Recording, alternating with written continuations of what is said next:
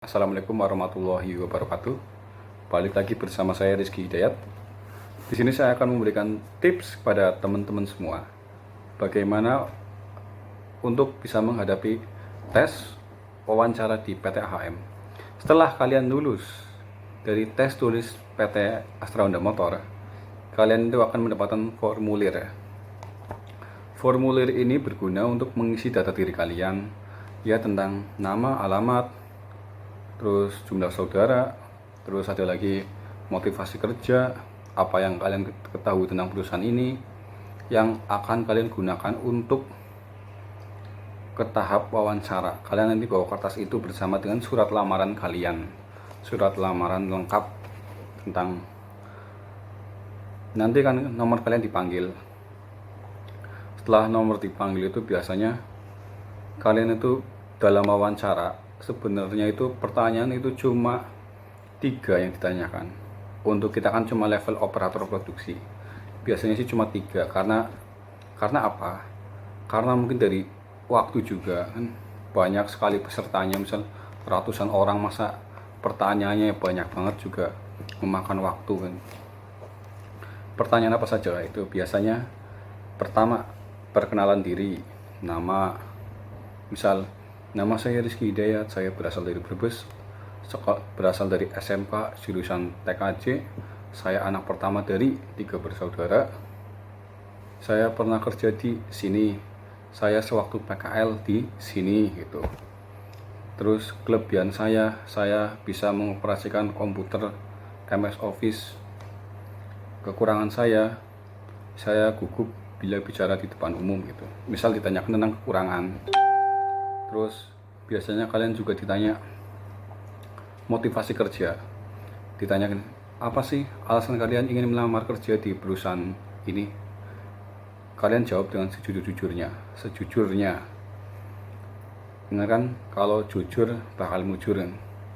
Kalian jawabnya kayak gini aja. Misal, saya ingin membantu orang tua, silahkan. Misal, saya ingin bisa berkarir, silahkan. Tapi misal dulu ada yang jawab kayak gini, misal ada yang jawab, misal HRD-nya nanti kita ngomong, saya ingin membantu orang tua. Nanti HRD-nya misal dia ngomong ini, ya semuanya juga kerja, pasti alasannya gitu membantu orang tua, tapi alasan apa yang bisa memberikan kamu itu percaya bahwa kamu itu ingin mendapatkan pekerjaan ini? Misal kalian jawabnya dengan sepenuh hati, misal saya ingin bekerja di sini dengan sepenuh hati untuk mengangkat derajat diri saya.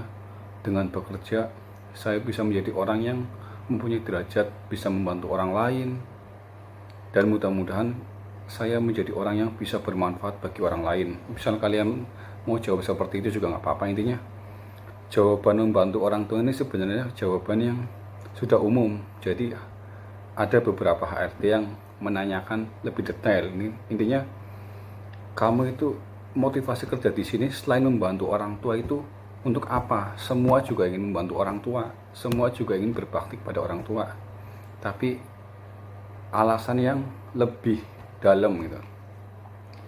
Misal ingin berkarir, otomatis juga kalau karir kalian bagus juga nanti kalian juga bisa membantu orang tua. Maksudnya HRD itu seperti itu, bukan cuma sebatas membantu orang tua. Misal saya ingin bekerja berkarir di sini dengan baik, dengan giat. Saya ingin meniru etos kerjanya orang Jepang karena saya bekerja di perusahaan Jepang. Seperti itu juga nggak apa-apa. Ini jawabnya itu jangan yang pasaran lah. Jawab sesuai dengan hati kalian itu seperti apa ingin menjawabnya.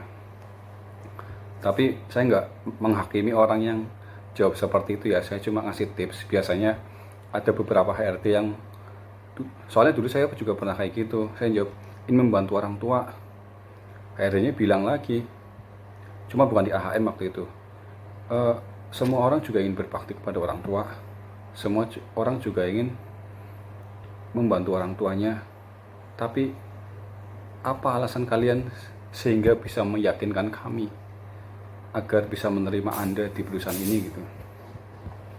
Itu yang jadi pertanyaan yang menurut orang sulit, padahal itu mudah. Sesuai, tinggal jawab aja kan, mudah kan. Yang selanjutnya biasanya pertanyaan tentang kekurangan dan kelebihan. Kalau orang ya ditanya tentang kelebihan pasti jawabnya banyak, tapi kalau kekurangan kan susah. Kita nilai kelebihan kita mudah, tapi menilai kekurangan diri kita itu kan susah banget. Misal saya tipikal orang yang pendendam gitu, jawab kayak gitu kan takutnya kan, wah nanti saya nggak diterima atau gimana kan. Tapi jawablah dari keburukan kamu itu, kekurangan kamu misal, tapi jangan sifat ya. Maksudnya kekurangan saya ialah orang yang suka gugup bila bertemu dengan orang baru. Misal kekurangan saya ialah orang yang suka lupa, tapi karena saya lupa, jadi saya sering bawa buku catatan. Jadi bicara kekurangan dengan disertai kelebihan. Terus kekurangan saya itu ialah saya kerjanya kalau belum lama itu, misal saya kerjanya kalau masih baru-baru ini kerjanya lelet, itu nggak apa-apa, itu kan normal dan kekurangan juga. Semua orang juga kalau baru kerja juga pasti lelet. Ini jawab kekurangan itu jawab dengan jujur, tapi pilihlah kekurangan yang paling apa ya, kekurangan itu yang paling tidak fatal lah. Selanjutnya nanti ada pertanyaan lagi, misal apa sih sifat jelek kamu, itu lebih nggak enak lagi. Ada pertanyaan yang nggak nanya kelebihannya, tapi sifat jelek kamu itu kayak apa gitu. Nanti ada pertanyaan lagi, kamu kalau di perusahaan ini mau diperpanjang apa enggak gitu. Ada perusahaan yang nanya kayak gitu. Maksudnya ada beberapa perusahaan mungkin yang kebanyakan anak-anaknya pada gimana, jadi kerjanya males-malesan atau gimana, jadi pada nanyain, kamu kalau kerja di perusahaan ini mau diperpanjang apa enggak. Terus ada pertanyaan lagi, dulu saya pernah ditanya kayak gini, tapi bukan di AHM. Dulu saya ditanya, berapa gaji yang kamu inginkan? Saya jawab polos banget, sesuai dengan yang diberikan perusahaan. Kalau saya waktu itu yang wawancarain bukan HRD tapi user itu maksudnya orang pabriknya lah. Misal dulu itu saya sama supervisornya kan, supervisornya itu ngomong kayak gini, kalau saya kasih kamu 1 juta mau nggak? Ya cuma ketawa doang kan ya, enggak. Ya kan sesuai dengan kebijakan perusahaan pak gitu. Iya di sananya itu jawab ya, sananya itu walaupun kita jawab kayak gitu, tapi sananya juga ingin ngajak kita bercanda gitu. Ini ngelihat respon kita itu kayak gimana, orangnya kaku enggak gitu. Biasanya kan orang-orang kalau ditanya gaji, jawabnya kayak gitu. Misal, berapa gaji yang Anda inginkan? Untuk amannya kebanyakan jawab sesuai dengan kebijakan perusahaan. Nanti kebanyakannya ada yang dibalas lagi, kalau saya kasih 1 juta mau enggak gitu. Ya udah, kalian cuma ngomong lagi kan sesuai dengan kebijakan perusahaan pak. Perusahaan ini kan nggak mungkin ngasih gaji karyawannya juta, kan ada undang-undangnya.